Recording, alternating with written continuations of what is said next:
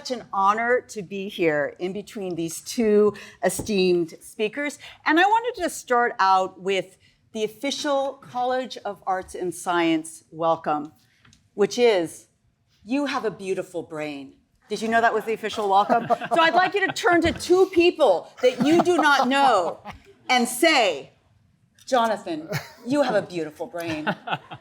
Andy, you have a beautiful brain. You have a beautiful brain. You have a beautiful brain.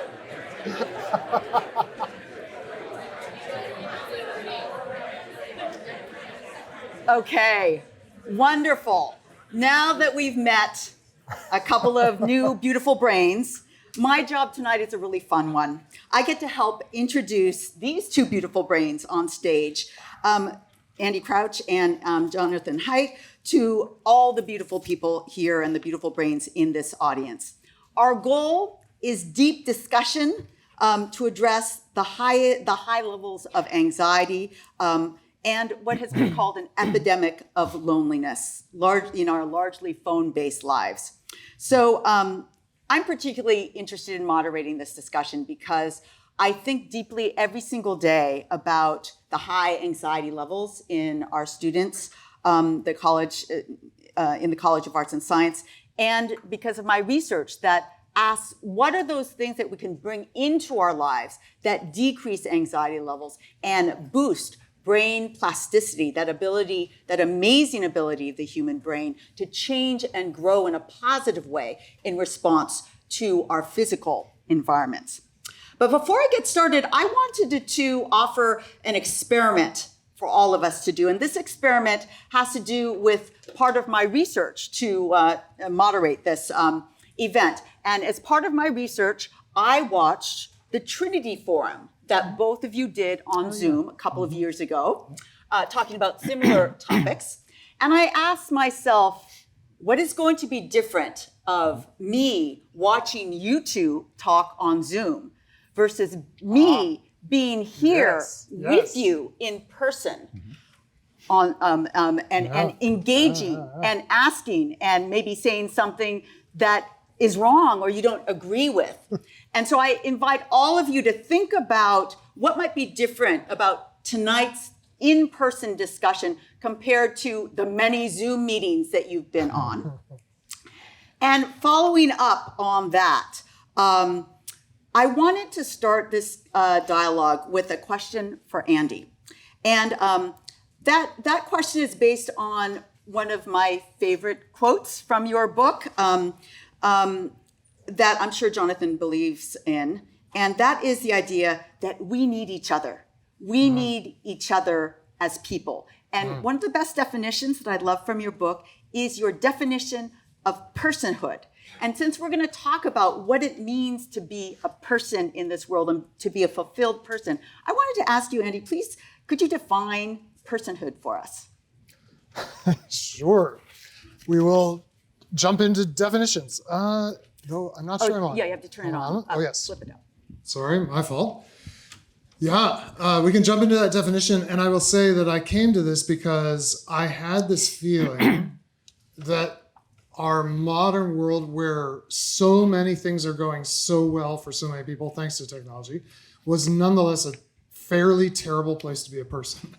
And so I've been trying to figure out why are we the most powerful people in history in many respects, and yet so have such a feeling of disease. And I think it's because it's not very well designed. The world we're living in is not very well designed for what we actually are, which, to give an attempt at a definition, is heart, soul, mind, strength, complexes, designed for love. So I did not make that up, although I think I put those words together maybe in a slightly different way than you've heard before. But I'm drawing on when Jesus of Nazareth is asked a Jewish version of the question, what is human flourishing? So he's not asked, that's a Greek idea, human flourishing. So he's not asked a Greek question because these are first century Jews. He's asked, what's the greatest commandment? Which is the Jewish way of asking, what is human flourishing? What's the highest, best design for human beings? And he The only time Jesus does this, by the way, in all of our records of him, he never answers a question with what you expect. He never gives the expected answer, except one time when he's asked this question, and he answers it the way every Jewish rabbi then and now would answer: love the Lord your God with all your heart and all your soul and all your mind and all your strength. There is one thing he does that's quite unexpected, which is the Shema, from which that's drawn, only has 3 terms, which we can kind of interchangeably translate with heart and mind and soul. It's hard to tease them apart in English. Jesus, for some reason, has 4 instead of 3. Heart, soul, mind, strength. And we are this beautiful, mysterious combination of all of these. So we have heart, which is emotion and desire and will. We've got soul, which is probably the hardest to define, but perhaps depth of self, the self that's not visible or even expressible on the surface, and yet that we nonetheless feel is there. We have mind, our ability to rationally work our way through the world, and we have strength. We're in these bodies that can move in the world. All of which function as a kind of complex. You can, like this building, I believe there's a Global Center and a Kimmel Center right next to each other. Yeah. They're kind of connected, but you can say, I'm in the Kimmel Center now, or I'm in the Global Center, but they're also kind of a complex. It's hard to tell where one ends, the other begins. Some elevators go to both. And that to me is very much a picture of what it is to be heart, soul, mind, strength complexes, that we can distinguish these parts. But if we abstract away from any one of them entirely, or neglect any one of them entirely, we're missing a really fundamental part of what it is to be human. And then the claim is, from Jesus and the Jewish tradition, that all of this is designed for love. And not to get too far ahead of ourselves, but I just would ask, do we think our modern world, our technological world, and our smartphones are designed to help us grow in allness of heart, soul, mind, and strength, let alone love? I just don't think it's what they're designed for, which might be why it's so hard to be a person in this world. I love that. Can I ask Jonathan to answer that question? Yeah. Well, actually, if you don't mind, I'll take a crack at the personhood question, because I think because so I'm a social psychologist, and that means I'm always looking at the effect of people on each other. And so when you ask what is a person, at first I thought, I'm glad she asked that to him because I don't have an answer. But then I realized, so in cultural psychology, there's a lot of research on the self, because there are 2 different sort of modal patterns of selfhood on this planet for our species. The normal one, shared by most people throughout all of history, is called the interdependent sense of self. And it is, you can almost represent with Venn diagrams, like, lots of overlapping circles. You exist with other people, for other people. You don't just make up your mind and do something. You have to check with people. You're really tightly linked. And then something happened. People trace it out to certain philosophical developments in ancient Greece. Who knows why? But something developed in Europe and then North America called the independent sense of self, where we think of ourselves almost not like billiard balls, but like I'm a separate circle. And what's in me? Who am I? I have to find who am I? That's my job to figure that out. And then I'm going to go out there in the world, and I might interact with you if there's something in it for me. This independent self is much more prone to loneliness and to a sense of anomie or normlessness, because it's not bound in. But I realized, as we were answering the question, I think there's a 3rd kind of self, which has only existed for about 12 years. And that is a phone-based sense of self.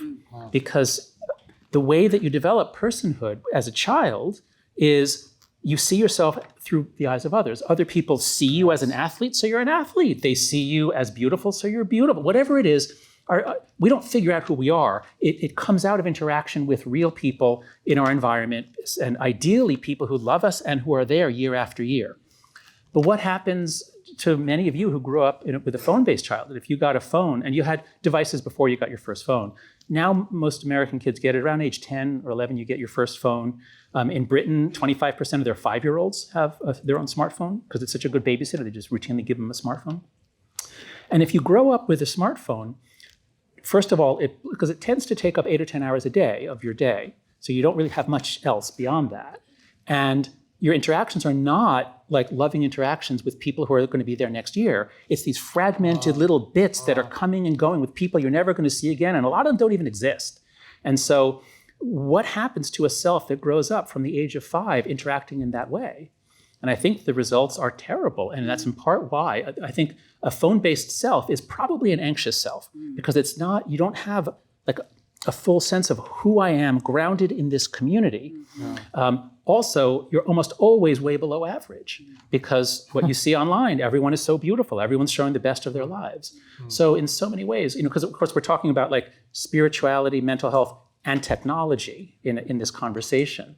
So I'm just really primed to think about the ways that human development was just completely derailed around 2010 to 2012 when childhood switched over to phone-based. So my next question is about, can you contrast that phone-based life that you just laid out so eloquently with a play-based life? What does that look like, and how can I get it?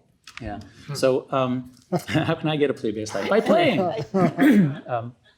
So in my book, The Anxious Generation, I always try to take a cultural psychology perspectives, evolutionary psychology, social psychology. And there's a lot of interesting writing and research on play from an evolutionary perspective because all mammals play. Squirrel babies play at things that will help them be better adult squirrels. And we have a puppy, she's 2 years old now, but man, all she wanted to do was like play tug of war with a rope bone and chasing games. So all mammals play, and it's a biological necessity because that's how we wire up our brains. We got these big brains, and they too wire up in interaction with the world, with the three-dimensional physical world. They have to have that, and they need risk-taking. Animals take risks, children take risks if we let them. And that's the way you get healthy brain development, taking small risks. You sometimes get hurt, but you usually don't, and then you learn how to not get hurt.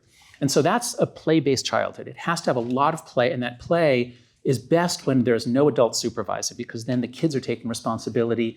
Somebody is rough on someone else. Someone says, hey, knock it off. They learn to self-regulate. So that's a play-based childhood. And that's what we had from about 300 million BC until around 2010. And now, I keep hearing stories like, I pushed my kids outside to play, but they didn't know how. Yes. If you don't have experience playing on your own, because the screen is always going to be more interesting than anything else out there. The screen is designed to grab your interest. It's colorful. It's quick moving. So that's why I say the play-based childhood. It began to end in the 90s. We started locking up kids and not letting them out. We thought they'd be abducted if we ever let them go to the next aisle in a supermarket. People literally think the kid will be taken from a supermarket or a subway station. Like, really, how are they going to get a screaming kid out of the subway? Like, it doesn't make any sense. But we freaked out about it. And at the same time, as we were sort of cracking down on independence, the internet came in and it was amazing. And the early internet was spectacular. And the millennials grew up with it and they're fine. Their mental health is good. They're creative. They're a successful generation. And so we all thought this stuff is good. And then the smartphone comes out and it's even more amazing. And social media comes out. It's really amazing. And so now kids are growing up from the age of 10 or 11 with a smartphone and social media. And we think this is amazing. It's going to make them smart. This is going to be really good. And it wasn't. It was really different from the early internet. And in 2012, it's like someone turned on a switch and girls all over the developed world started checking into psychiatric emergency wards for self-harm, and suicide rates began to go up a lot, especially for girls.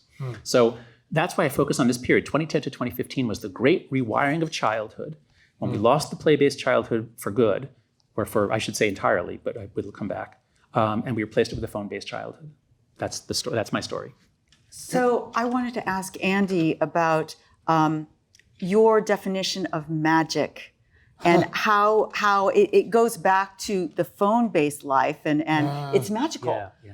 And I love the way you talk about it in your book. Can you share that definition of magic? Sure, because I do think this is why we acquire technology, individually and to some extent collectively, is when it's sold to us as this magical development that is going to unlock kind of cheat codes for the universe, and shortcuts for the universe. And so I think what we're after when we're after magic is instant, effortless, and therefore impersonal power. So instant, like right away it'll happen. Effortless, I just swipe or wave my hand or utter a spell. So very little exertion of myself. But by definition, that has to be impersonal because nothing personal is instant. Yeah.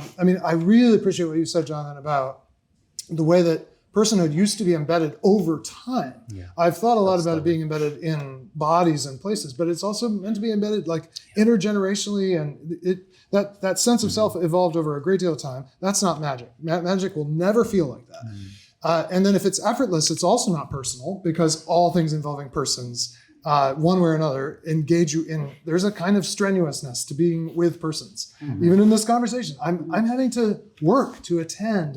But I mean, I could be on my phone right now, except I left it over there, Jonathan, for you. I left my phone far away. And we all know the itch of wanting that instant, effortless power that will shortcut the vulnerabilities and difficulties of being human and allow us to just tap into this feeling that I'm in charge of the world right now, of some little slice of the world. And I do think that's what we're chasing. And in some ways, it's what we get. It's just that a bunch of side effects come with it that are not advertised. Yeah.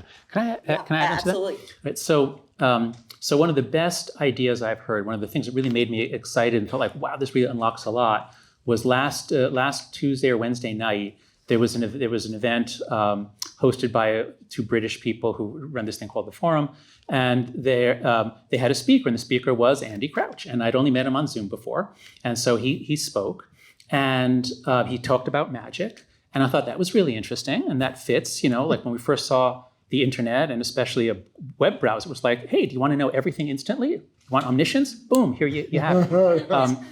But here's what really blew me away. When you took it the next step, you said, okay, once we understand that technology is magic, it's instant, it's effortless, it's easy, everything gets easy. And then you said, the three zones of human formation, the three places where children get formed into persons, into adults, into competent people, there are three places: school, family, and church or religious institutions. And then you said, technology or the magic has come into all three. Right. That now family life is now an eternal fight over screen time. School is an eternal, they give up. Most of the teachers have given up. Just, okay, fine, you're going to be on your phone. I'll lecture anyway. No one will hear me. And church as well, I hear. I did a show with Terry Mattingly, and as a Christian broadcaster, and he asked his priest who was going to Russia, he said, ask them what their biggest challenge is. And the priest came back and he said, they all said the same thing. It's the phones. Yeah. It's impossible to get anyone's attention. So, but here's the thing. But here's the thing that Andy said that was so powerful. He said, when magic comes into a place of formation, persons don't get formed.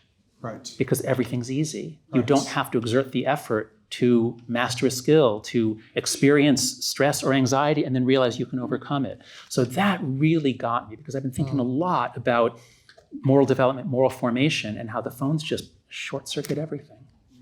Yeah, and I think it helps clarify why we get so much resistance when we raise questions about this stuff, because it is quite useful in many contexts. If you want to be super productive, technology can really help. If you want to be, if you want to get ideas out there, it can help. It's just that to become the kind of person who has an idea, you have to be formed, and that will not happen through magic. That's right. And that's the paradox is, sure, it can scale all kinds of things. The one thing it can't scale is becoming the kind of person who has something worth scaling. Yeah. And how do we do that? And how do we kind of cordon it off in a way from the formative parts of our lives? One of the questions I have for Jonathan is, I want you to go beyond childhood. I feel like this is endemic to all stages of life. I mean, we could tell stories presumably about grandparents on Facebook that would curl your hair, right? Yeah. Like everybody is being swept into a phone-based life. Yeah, that's right. And I think there's an analogy, at least I understand we as adults don't get to play in the same way that we did when we were small squirrels. But, but isn't that life of exploration and risk that is unbuffered in some ways? I mean, one of the things about the media life, I mean, first of all, it's just a tiny amount of information you're getting from those other people about who you are. I think that's the other problem with that phone-based self is that phone-based self is getting so little. And it's all fragmented. It's incompatible. Right. I've learned more about what it's like to be Jonathan Haidt, which I don't know much about, but much more about that in 20 minutes with you in person than I did on an hour on Zoom, right? Because the bandwidth is higher and so forth. That's right. So when we're together in person, the risk is higher, but it's also safer in a way. Right. The exploration can be done in a more kind of integrated way rather than this sort of wandering that we do on the phones. So I just feel like the play-based life is not a bad invitation for adults as well as children. Yeah. Does that seem fair? No, that is fair. the reason why I focused my book on kids and I decided not to write it for Gen Z, I decided to write it for the adults because it's so urgent that we change the conditions of childhood this year, not in 2 or 3 years. We have got to do it now. And what I realized, and part of the reason I decided to do that is the benefits from doing something while the brain is still growing, while the person is still forming, are so enormous, whereas the benefits to us adults are much smaller. And secondly, for me to tell adults what to do with their own life is, I mean, that's a little much. But for me to tell adults who are all worried about their children, here's what's happening to your kids, here's how you stop it. That was just a much more focused and necessary thing. And so I really was focused on children. And when I was almost done with the book, and I was way behind deadline, but I was like, I could see the end of the book. And I realized at the end of telling the girl story and the boy story and the play story and all that, I realized I haven't really written anything for adults. And it's exactly as you said, we all feel fragmented. We all feel that we have a phone-based life now. And while our rates of anxiety and depression as adults aren't up very much, our ability to focus is way down. Most people say. A lot of us feel that. I feel that. So that's why I stuck in, at the very end of the writing, I stuck in a chapter on spirituality. And I think that's why I'm here tonight, is because of that chapter. And I said in the beginning of it, like, okay, the whole book was like social science about development, but you know what? I'm just going to speak as a human being. Like, I feel exhausted too. We all do. And what's this doing to us? And so what I did was, because my first book was called The Happiness Hypothesis, Finding Modern Truth in Ancient Wisdom, and a lot of it was religious and spiritual wisdom from thousands of years ago, East and West. What did our ancestors come to find, and what do they want to pass on to us? And the religious traditions are the greatest repository of ancient wisdom. There are non-religious traditions too, and Stoicism, things like that. But I reviewed them all, and it turned out that, what did the Stoics, what did any of them say about a flourishing life?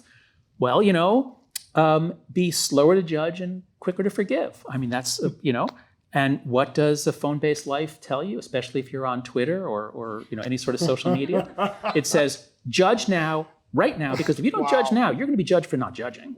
So quick. No sympathy, no mercy, no humanity. Just be out there displaying. Oh, and by the way, make yourself look big and important. Whereas what do religious traditions counsel?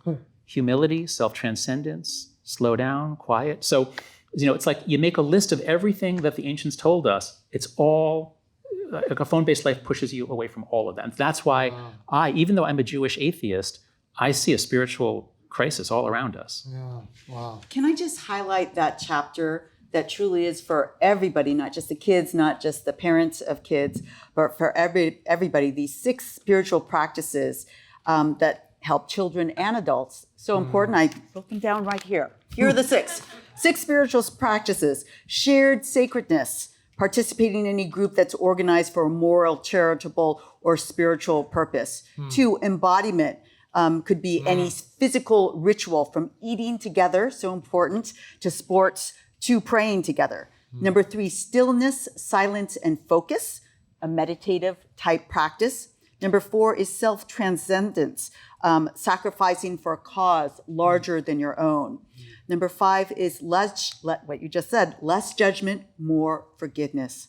And number 6 is finding awe. You emphasize nature, but there are lots of different areas to find awe. And the reason why I wanted to highlight this is that I thought it was a beautiful way to bring everybody in. You can be an atheist. You could have a religious background and still appreciate all these things that you meticulously researched. And so thank you for that. And I wanted to ask Andy whether there's, in this lovely list, are there things that you think of from a religious background that can add to that or make it juicier in some way? The juicy edition of religion. Yes, yeah. I mean, I love the list. I think it's you've tapped into wisdom. There is wisdom for us in how to be human. Especially love the nature thing. That's a bad way of putting it. The insight so one of the things, probably the most, I would say, the most spiritually transformative thing I've done with respect to my phone is, first of all, never to have it in my bedroom and to leave it downstairs at night. And When I go downstairs in the morning, I do not pick it up. I make tea, which is my real dependence in life, and then I go outside. I started doing this about 5 years ago. I go out my front door, and I literally do this everywhere I am in the world. I've been on the 30th floor of like high-rise hotels, and I find an elevator. Before I look at a screen, I find a way to the out of doors. And I have to say, I step out often in the morning. This morning was about 5:30 a.m. I step out, and suddenly I'm a creature. I'm small, quite small. The screen makes you feel very big. By the way, play, I think, is partly about humility. Play is meant to be it often doesn't work out. Like all those little games you tried to make up as a kid, they weren't great games. They did not become the next basketball or Quidditch or whatever, right? It's okay. Like play is humbling. When I step outside, I feel this just release of trying to be too much, and I look up at, right now it's full moon tonight and last night, and I see that moon or setting in the morning. So that's been very meaningful. The thing I would probably add, Wendy, these practices are great, and I think very self-disciplined people of any background can decide to incorporate them. My own view is you might consider apprenticing yourself to someone who really did it in an exemplary way. That apprenticeship, kind of relating to the non-billiard ball self, that is the self that is not just constructed by by dint of my own research and putting it into practice, but that I identify with someone who I think, as best as I can tell, lived life under all the pressures that I live, and yet did it just wholeheartedly. For me, that's someone who interestingly did not even use the primal technologies available to him. Jesus of Nazareth, interestingly, in the Roman Empire, they've got the two first real technologies in the sense I would want to define it, which is writing and money. Writing and money are like the Ur technologies of the human story, but the original magic. And people originally saw them as quite magic. People who could write were kind of like magicians. And when you had money, it was like being able to do magic because it was very rare in the ancient world. But the Roman Empire had more of it than it ever had before. And the very interesting thing about Jesus is he did not write anything. All we know about him, we know from others did write, but he himself left no written record, unlike Plato, unlike many wise, unlike Moses. And he never used money, as far as we know. When a question comes up about taxation, he says, does anybody have a denarius on them? He doesn't have one. And they bring it, he's like, who's on this thing anyway? It's Augustus Caesar, the only face you ever see in Rome. And so the idea that in the midst of technology, there was this way to live this life completely free of it that is exemplary in significant ways, for me is compelling. And you might want to apprentice yourself rather than just rolling your own. That would be maybe my one addition. Can you share, Jonathan, what you do in this realm to flourish yourself? Right. Let's see. Let's see. It's not that I take my own advice that well, but not required to be an author. Because I'm really busy, and in part because I've been so focused on this book and this mission, it really has turned into a mission, which is kind of all-consuming. So I am kind of just throwing myself as hard as I can into that, and I'm not doing a lot of these things. But I should say, I do. There are a couple things that I do. One is I make it a point. I never start off my day with anything about email, text, anything else. Like you, yes. I have a sort of a morning ritual, and what I do is I usually get up before the sunrise, and I have a comfortable sofa in my study, and I have it on my calendar. Either stoicism or meditate, or my therapist, because I see a therapist now and then. And so I always start the day with reflection. Don't let the world take charge of you. You decide and start off with philosophically grounded, big picture, and especially my flourishing class. Raise your hand if you're in or you took my flourishing class. I saw a few of you here. Okay, a few of you from each of the different years. Yejin was the TA for it. So I really work with the students who take the class. This is a class at Stern, 35 undergrads. I really work with them to set up their evening routine and their morning routine. Because what I discovered the first time I taught it was, for most of you, Well, for how many of you in this room is the last thing you do, because if you count down, what are the 5 things you do before you close your eyes? And for how many of you is the last thing you do looking at your phone, especially for direct messages, text, or social media? Raise your hand if that's you. Okay, so what I found, so it's much less than half the class, but that's because most of you are not undergrads. In the flourishing class, it's the majority. And then what's the first thing you do? When you open your eyes, what's the first thing you do? Same thing. And what do you do in between? Largely the same thing. And so if you let the phone take your life, it will take all of your life. You will have no attention, and you won't amount to anything because you have no attention to do anything in this world. So I really do make it a point to have my morning routine, my evening routine, and then one other thing I do is I used to always try to cram in as much as I could. I'm always in a rush. I love like podcasts. I love learning. I love audiobooks. And the technological life has been amazing for audiobooks and podcasts. I mean, there are deep, long-form conversations going on. Totally. So I used to always, if I could, I'd be listening to something. Sometimes music, but usually a podcast. And it was when I first assigned the awe walk. So the first year I taught it, I assigned just go out for an awe walk. Don't bring your phone. Or at least, the first year was just leave it in your pocket, but now I'm saying you have to leave it at home. And just walk. And what we discovered is the people who went to parks, and it was mostly Washington, like a lot of them went to Washington Square Park. The people who did their walk in a park had these religious experiences, like truly spiritual experiences. Wow. Some people walked on city streets, they saw beauty, that was great, but there's something about nature. And the first year we were really lucky because they did the all walk in early April, and that week, the cherry blossoms were blooming, perfectly blue sky, it was amazing, the weather was amazing. But the students who did it then, several of them really had this thing of not just noticing the beauty, and I felt that we were all just part of the same thing. And I felt a wave of love, and I felt that everything was going to be okay, things like that. And so, reading those papers, those were just the most moving papers I'd read in my career as a teacher. And so because of that, when I walk through the park, I don't listen to anything anymore.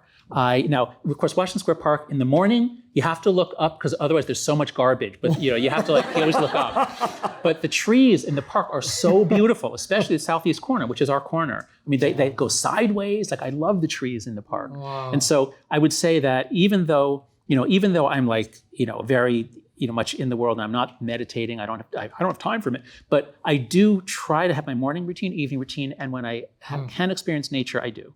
Wow. So I'm just going to point out a point of awe for all of us tonight.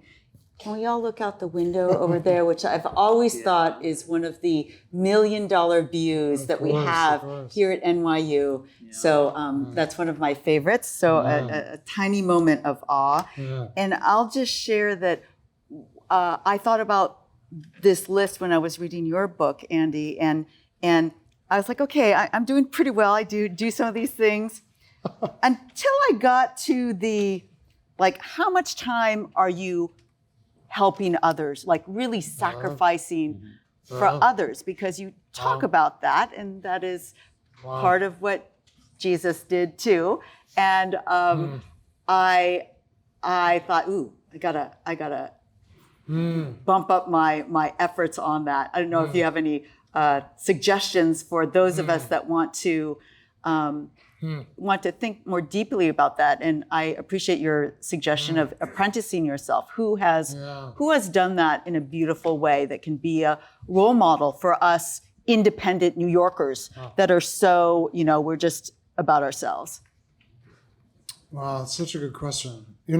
I was thinking about this afternoon as I was thinking about our conversation and thinking about this remarkable thing about Jesus that he lived. I mean, he was, there are some parallels in a way between Jesus and other ancient sages who live very ascetic lives. And ascetic, not necessarily being someone who denies themselves a lot of things, but someone who just makes very different choices and limits. And there's other ascetics, And so I was like, well, okay, so Jesus is a great ethical model.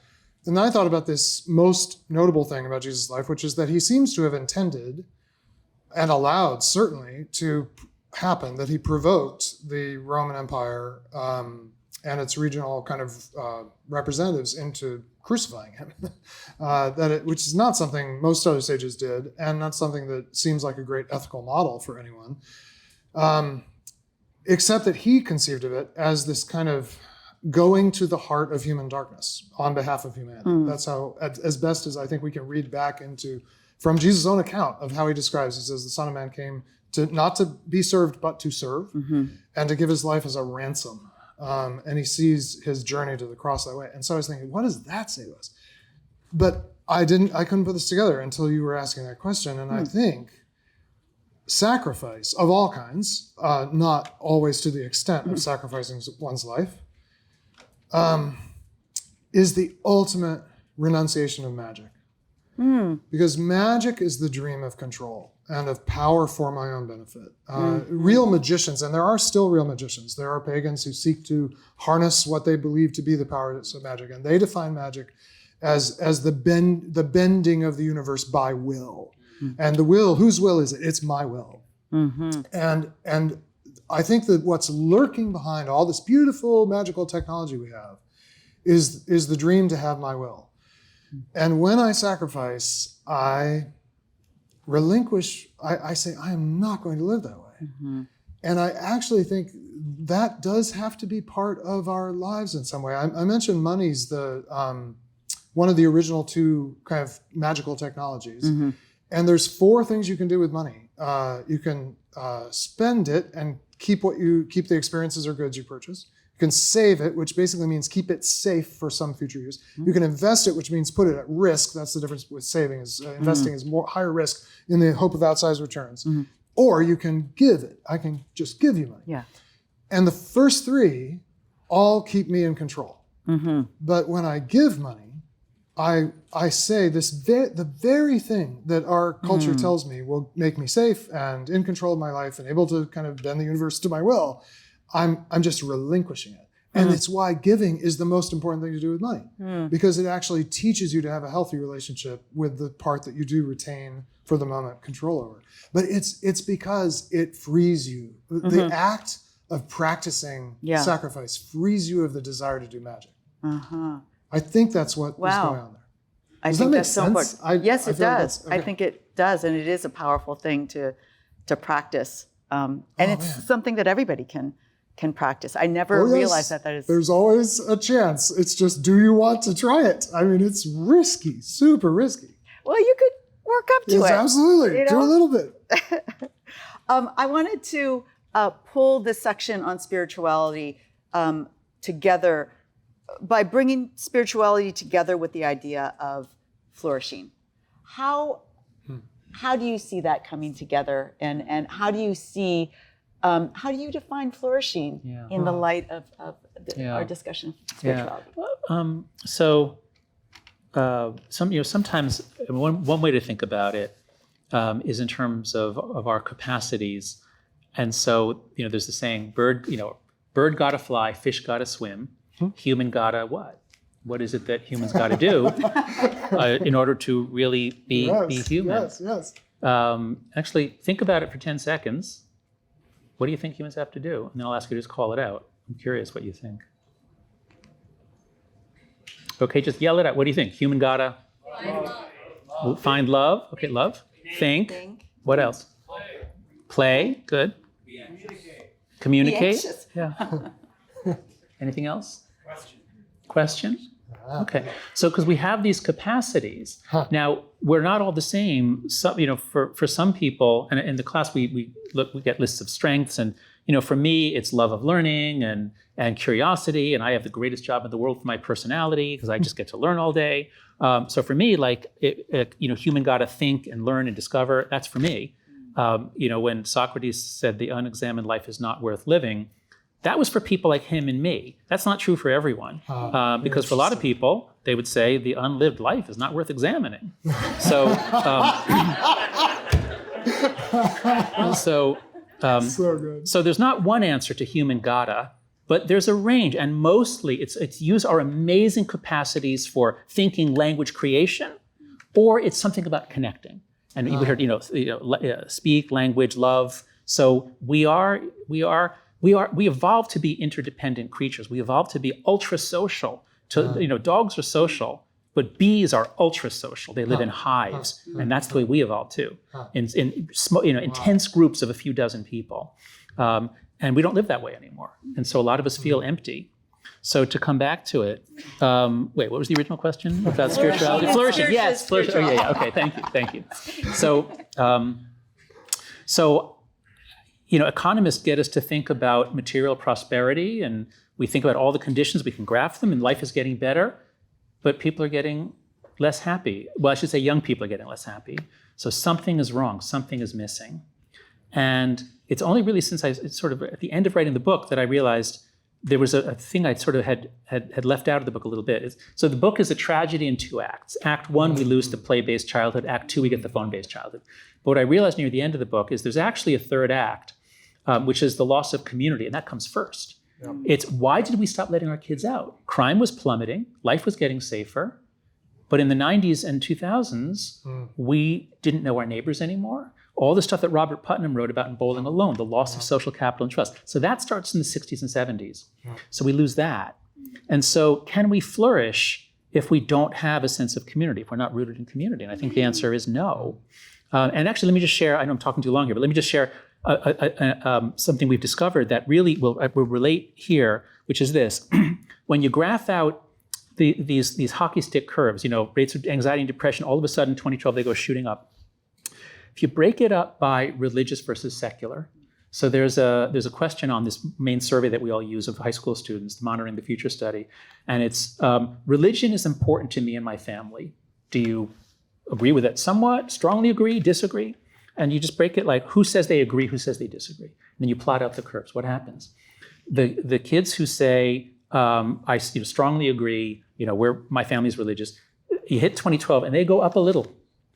But you look at the kids who say no, you hit 2012 and they go up a lot.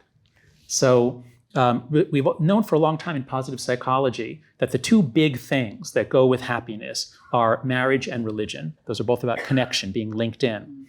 And so religion, we've known for a long time, religious people are a little happier than non-religious people. But that gap has grown a lot since 2012 for young people. And so I bring it back here because, as I said, I'm an atheist, but and I used to have some hostility to religion. When I was young, I thought I could have been a new atheist, except that I studied morality and I came to see, I believe we evolved to be religious, and that was an essential part of our gaining morality, culture, society, sacredness. We evolved to hold things sacred. That's it's one of our amazing abilities. It allows us to come together.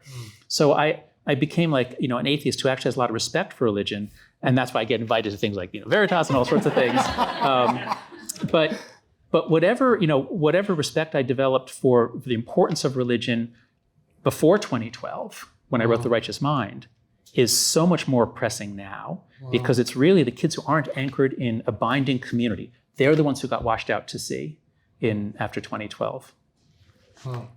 Softball question for Andy. Sure. Flourishing in spirituality, same question. But Well, this is where I am an apprentice of Jesus, and so I'm kind of bound to say it actually is the same thing as, humans got a person. Human beings have to do what it is to be a person. But I would call attention to 2 things in that, here's an interesting thought. When you mentioned marriage and religion, it's so I mentioned Jesus gives the expected answer, except he adds mind, which is really weird to just stick in an extra term in this thing that every observant Jew, including many here, I'm sure tonight, say every morning.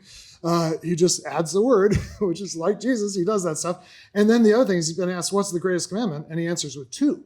So the first one is the standard answer. Love the Lord your God with all your heart, soul, mind, and strength. But then he says, and the second is like it, love your neighbor. And it strikes me, religion, in theistic religions at least, is about pursuing the love of God. And marriage is one very fundamental way of finding a neighbor who I now have the task of loving in a sustained way. And it's striking that it kind of matches those 2 axes. The other thing that is so interesting about the Shema, which is just the first Hebrew word of that text, is this word all. All your heart. What would it mean for me to live with allness of heart? That is, I am capable of the full range of emotion. I've laughed as hard as you can laugh, and I've cried as hard as you can cry. I sometimes say that's the measure of a truly trusting community. If you're in a truly trusting community, there has been a time when you all were just laughing like you'd never laughed before. Catherine and I, my wife Catherine's here, we have two friends who are like this. We were once in a restaurant where everyone got really mad because with this one couple that we're friends with, we were just laughing so hard at the absurdity of life. And with that same couple, we have wept at the pain and burden of life. That's allness of heart. Now, I get little glimpses of that. What would it look like to pursue that until that's my whole life, that range? Allness of soul. One of my very formative experiences was apprenticing in the Black church as a musician, the African-American gospel tradition of music. And I did not know what soul was, honestly. You might be able to guess. I'm not Black. I'm not from that tradition originally. But as I apprenticed in that Christian community and in that musical community, like you learn some things. There's depth down there that you can make music with that many, really only modern cultures haven't accessed. All pre-modern cultures access it one way or another. And we could go on, right? And in the university context, we are pursuing allness of mind. I mean, that is the examined life. But what would it be like to pursue all of these and to reach allness and then have it all somehow orient itself toward love? So it's all on the surface of the other. That would be amazing, right? That would be being human. But the critical question we have to ask is any of this stuff we're adopting helping us do that? And I actually think it can help, but only if it's adopted very much not with its default settings. You got to change the default settings. And we have to collectively change the default settings. Yeah. Beautiful. I almost hate to do this, but this is the moment that I was asked for everybody to pull out their phone, I'm sorry, and get that questions. QR code and go to Slido, because that is how you're going to be able to ask all your questions. And I want to do that now because this is the last question before the question and answer period. So if you want to ask that question, go to the QR code and do that. And the last question is, I think, why so many people wanted to come here. It is the practical question, and we've been touching on it throughout the conversation. How do we get to that flourishing life? How do we reset our defaults on the phone itself, or on the rules that we use about the phone? What are the nuggets of wisdom from your flourishing class that you can share with everybody that wasn't in the class? What can we do today to start bringing this into our lives? So in the course, we start off with just fundamentals, some basic things about our biological being that will help everything else. And so we look at sleep, exercise, light. We don't really talk much about nutrition because they don't know as much about it. But for many college students, they're just not sleeping enough. And for them, just work on that, and that will pay huge dividends in everything else. So let's get some fundamentals right, and then we work on your morning routine and evening routine. It's all about habits. We read James Clear's book, Atomic Habits, which is really great. It helps people to understand, you don't rise to the level of your goals, you fall to the level of your system. So we try to change people's behaviors. So that's sort of the big picture, what we do early. But the most important thing that we do, especially for undergrads and grad students, for people in their 20s, is regain control of your attention. Because as I said before, in very harsh terms, if you don't regain control of your attention, you're not going to amount to much in life. Now, that's a harsh thing to say, but I kind of want to show, I teach in a business school, and people are ambitious. They want to be successful. But if you're literally giving 5 hours a day to social media, that's pretty much it. There's really not much left. So I really work on them with the students to shut off almost all notifications. I encourage them to move social media off their phone onto their computer, and then maybe off their computer entirely if they can.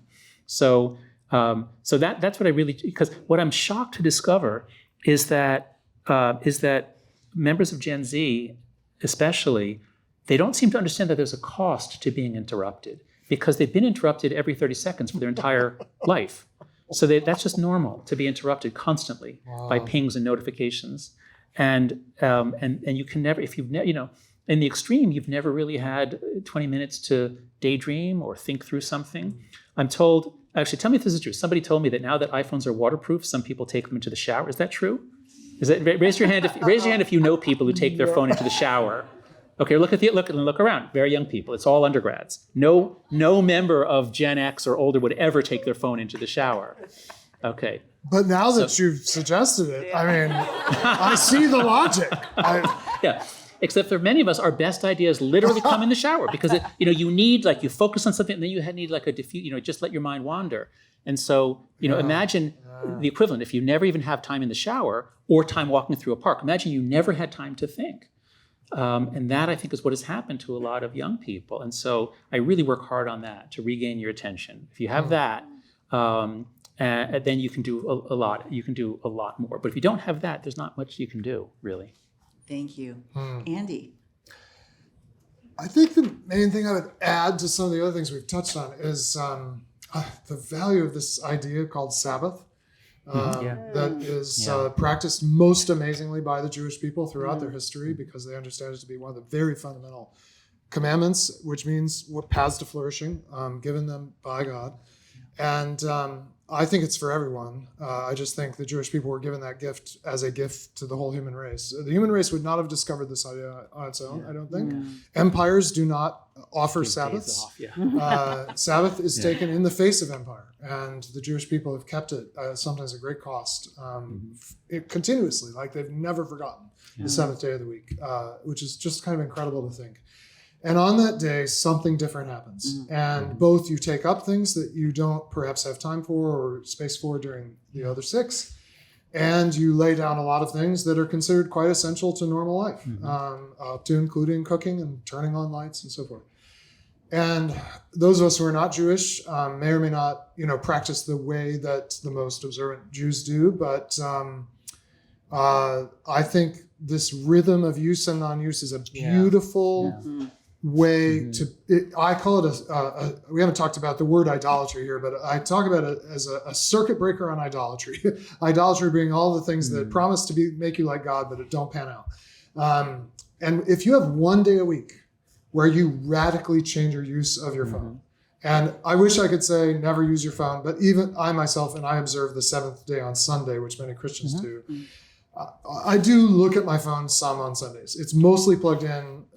I don't do work, but I do other things like check the weather or whatever, So I'm not like ritualistically precise about this, but it is a very different day. And the beautiful thing about Sabbath is you discover your dependencies and you are also freed from them in the same act. So it's both diagnosis, that is, you find out what you're kind of addicted and dependent on. Same thing with fasting and other forms of withdrawal, periodic withdrawal. But I don't know if this is true of fasting, but definitely with Sabbath, it also somehow resets the other 6 days. And because I have a day a week where I just don't use this stuff, I actually had, once we really got into this pattern as a family and a household, and our children now have done it in college, and you just find you're free the other 6 days in a way you'd never be any other way. So Sabbath is the linchpin practice, I think, of resistance. Maybe that's what everybody in the audience can go out and try. At least a partial Sabbath and see what happens. And with other people, I mean, this collective self, I mean, for the Jewish people, it's done together. It's not something you do as an individual choice. So find a few friends. It's way more fun. I kept Sabbath all through college, or kept the Lord's Day, Sunday. And it was the loneliest day of the week because everyone else was working, but I didn't work on Sundays. But if you had a few friends who didn't work, oh my gosh, the fun you'd have on your day without phones and day without work. It's awesome. Great. So before we go to the questions, I actually have a question for Jonathan. I'm wondering if you could help me with an existential question that I have, which is that I've worked very hard over the last 3 months to really grow my social media around spreading brain health on social media. I tripled my following. Is that bad? Like, did I just do something really bad? Bless you. Wow, you got an absolution from Jonathan Haidt. These technologies are tools that we can use to meet our ends. And when the first iPhone came out, I got the iPhone 2, and it was an amazing digital Swiss Army knife. And I could use it. I mean, the mapping function was incredible. And you could get the weather, you could play music. It had a flashlight, like you could use it as a flashlight. So it was an amazing tool. Now you can use it as a flashlight in the shower. Yeah, that's right. Yeah, soon they'll have a hose on it. But what happened after we got the App Store and push notifications, that's 2008, 2009, now it becomes a portal by which literally millions of companies can get to you and your children and try to do things to them and try to get them and try to compete for their attention. And so it's become something that uses us. So I love technology. I'm all in favor of you using technology to help you write a book. I mean, we're really dependent on it. I love Apple and Amazon and Google. They really help me write books. And I use Twitter to get the word out. And so my general view is social media. Everyone says, "Oh, there's pluses and minuses to social media." Yeah, for adults there are. For adults, we have a need to network and a need to get stuff out there. And what kind of need does a 10-year-old have to network with strangers? Like none. They really don't need to be talking to strange men all over the world. Like this is crazy. So yeah. If you were 10, I'd say stop it. Okay. But I feel better. Yeah. I'm not 10. So, okay, great. Let's move to the last segment, which is questions and answers. How do you think this impacts, say, the generation of kids who were, infants during the COVID era, right? Or them and the kids who were in middle school during the COVID era, because they have absolutely no idea how to interact with human beings, and at least for the infants, and then for the people who were in middle school, right? The kind of year where they practice how to be high school, year where they practice how to be adults, practice how to practice to being adults, was all online. Yeah, no, that's right. I mean, my son missed out on his first year of high school, and my daughter missed out on her first year in middle school for that reason. The problems were all baked in before COVID. So a lot of people think that the anxiety issue is all about COVID. It's not. It's not. It began in 2012. It was extraordinarily high by 2019. And the numbers went up a little bit more faster in COVID, and then they came down a little bit, but they're still on the same trend line. So this isn't really about COVID. Now, you point out that there are certain developmental periods where people missed out. The crushing boredom, the loneliness. So some kids had a great time. Some kids actually they played outside and they had a good pod. So many kids were fine, that it wasn't a problem, but lots of kids were isolated, and especially their education suffered terribly. Because look, none of us, we can't be on Zoom for 5 hours a day. We can't attend to that. My wife and I started watching The Good Place recently, which we love. And my daughter is watching it with us, and she said, "Oh yeah, I've seen this 5 times. Wait, you mean this? No, the series. You saw whatever, 35 times? When did you do that?" And she said, "During COVID. Because the class is boring, so everyone has their screen. Everyone in New York City, you could leave your camera off. Everyone's just watching Netflix for a year. Nobody learned anything. So the educational damage was horrific, and will probably mark the generation for forever. Your generation will achieve less because of it, because we so blew the COVID response. Our COVID response was so horrible that it really caused a huge amount of damage to young people that was not necessary." Yes. Yeah, I'm just curious about the relationship between AI and kind of what you guys are talking about. I feel like that's becoming a built-in friend now. I kind of use it as when I'm not next to somebody, I type in help me bounce this idea off. So just curious of how AI is gonna in this conversation. Yeah, I think it's going to be the next frontier of magic for sure. Yeah. And I don't say that in a good way. Although I think it'll have lots of uses. It has lots of uses. But clearly in my opinion, the number one present danger is the simulation of personhood. Yeah. I have very little concern about AI assisting us in discovering protein folding that will, cure disease or, bring it on with all the usual safety guardrails and so forth that we use for all that kind of research.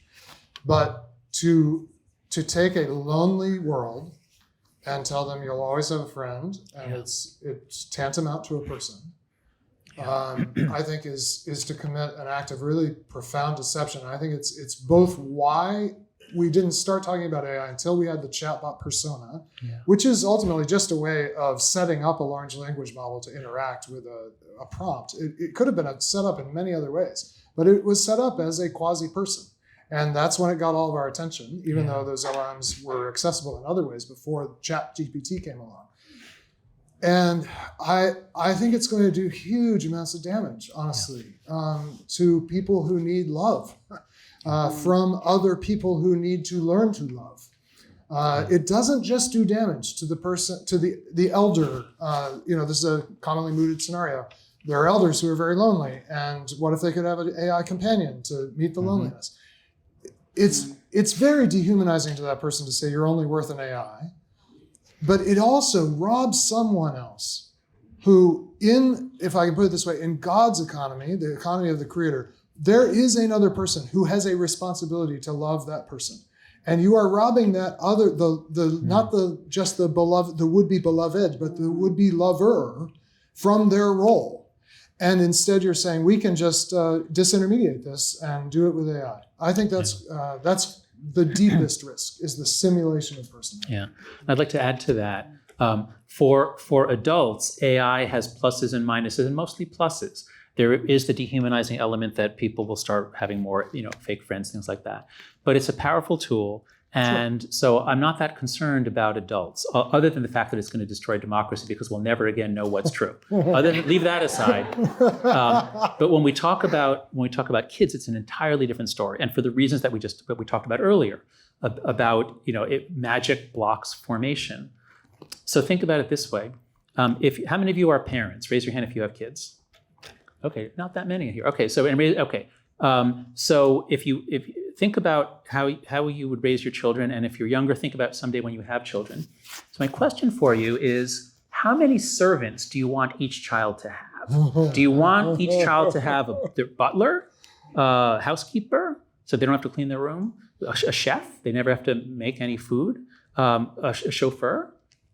That's 4.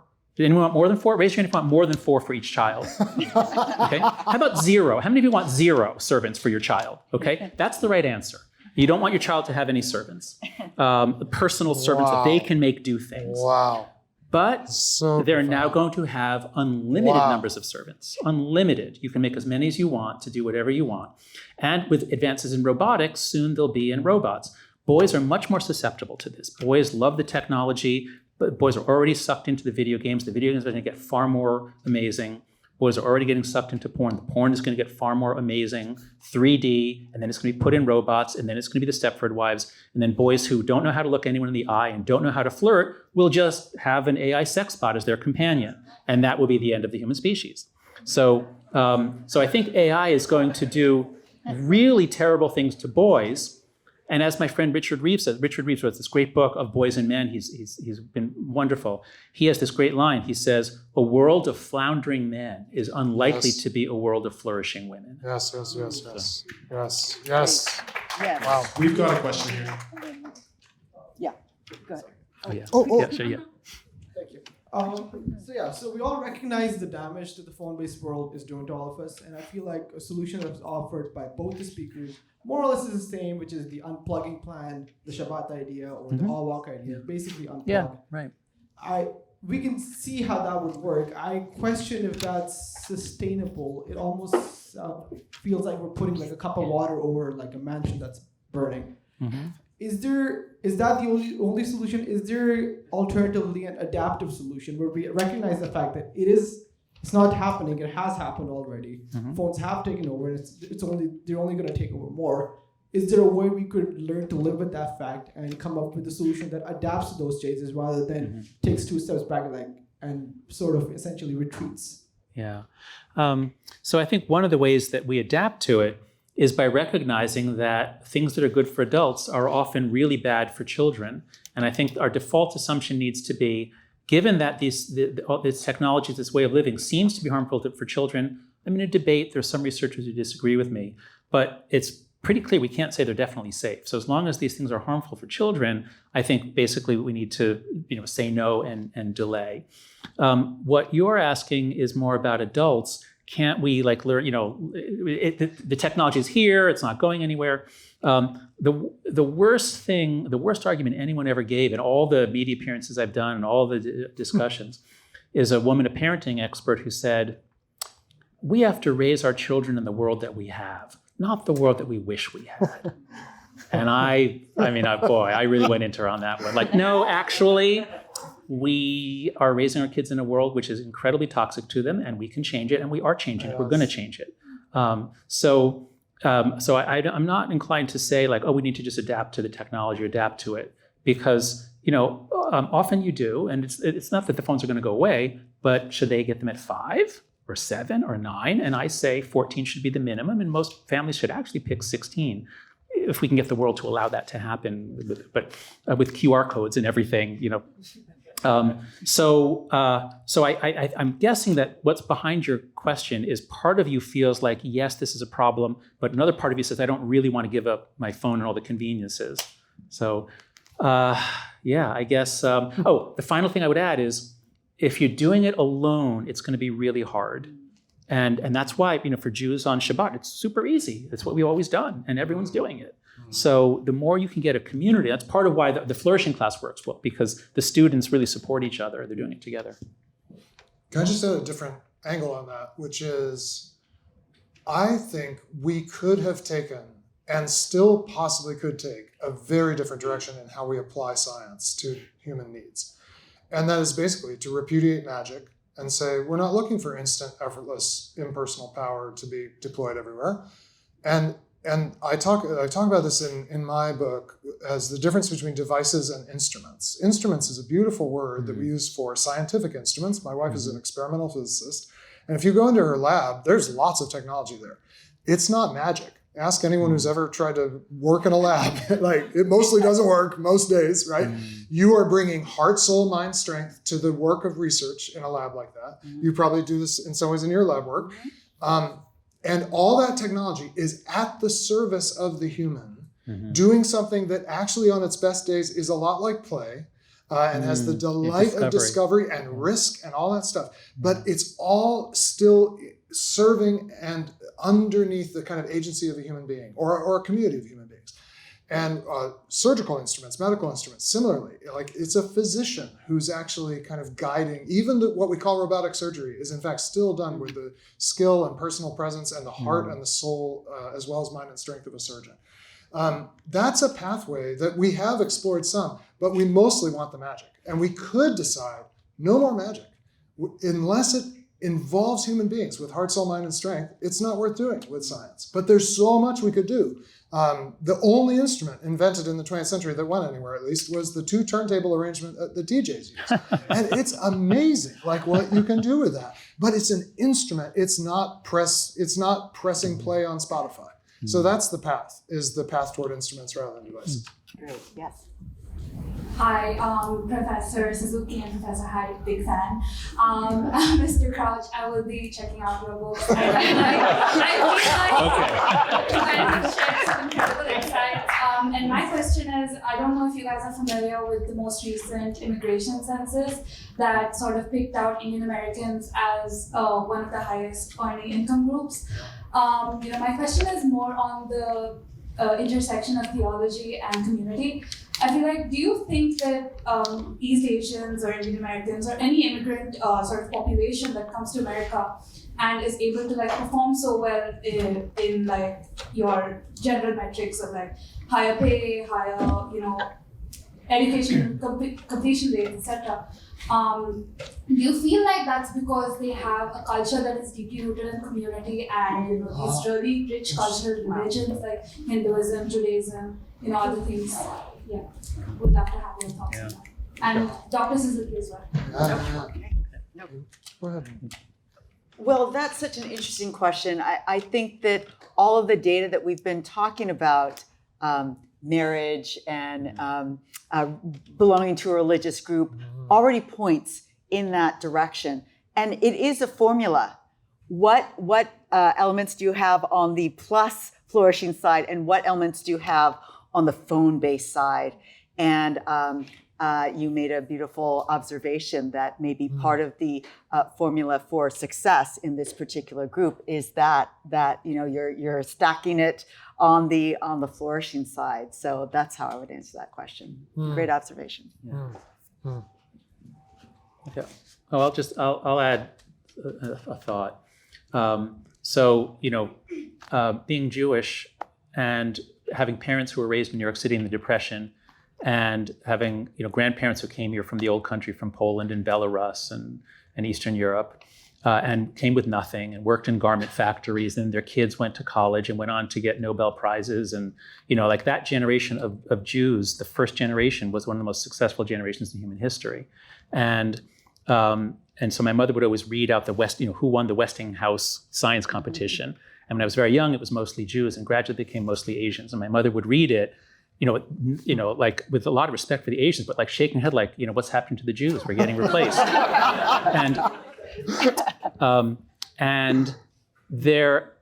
So in general, I think that what's behind your question is correct. If you are bound into a culture that constrains you and makes you respect your elders and motivates you to work and has incredible support for you, as I understand, I spent some time in South Asia. Either you can be a doctor or an engineer. As long as you're a doctor and engineer, everything's okay.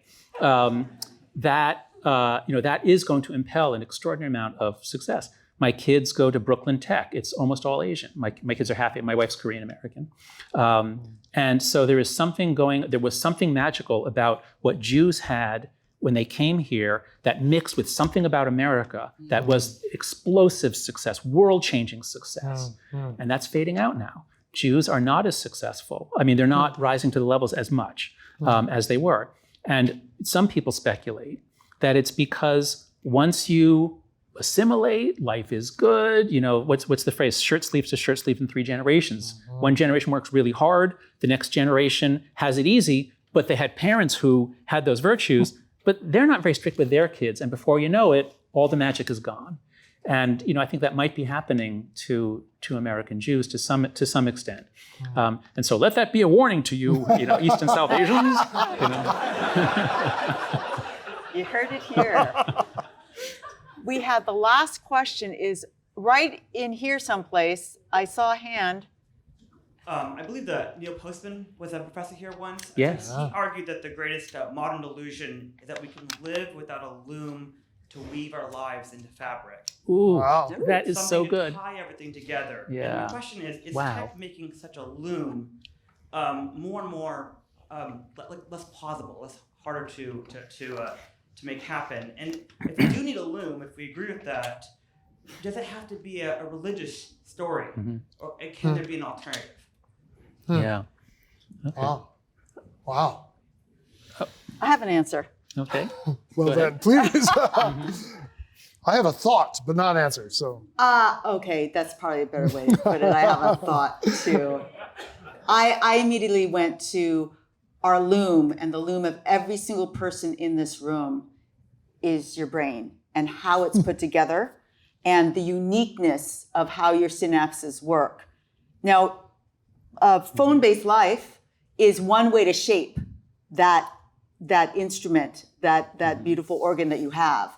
But then we heard about all these other ways that make it flourish in other ways. So as a neuroscientist, I would say that our loom, our personal loom, is our brain. Okay, if I could add directly onto that. So I agree that the brain is like a loom, it weaves meaning. But as a social psychologist, I'm going to say that actually most of the weaving is done in groups that tell stories.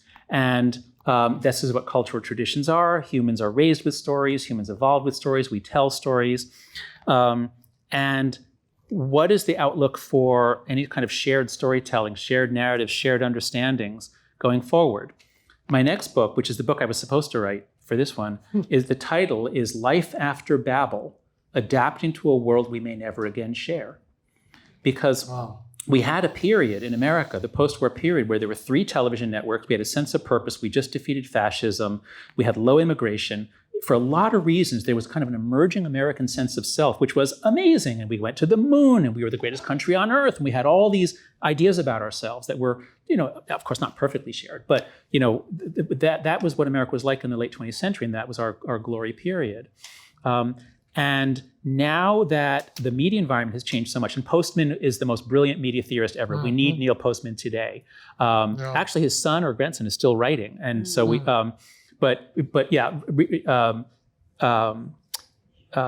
So if now the technology is such that everything is fragmented, everything is micro communities that are unstable, that means we may never again have shared meanings. And the Babel story is so incredible. It's such a short little story, and the key line is God says he sees the hubris of the humans. He says, now nothing will be denied to them that they want to do, something like that. And then he says, let us go down and confound their language so that they may not understand one another.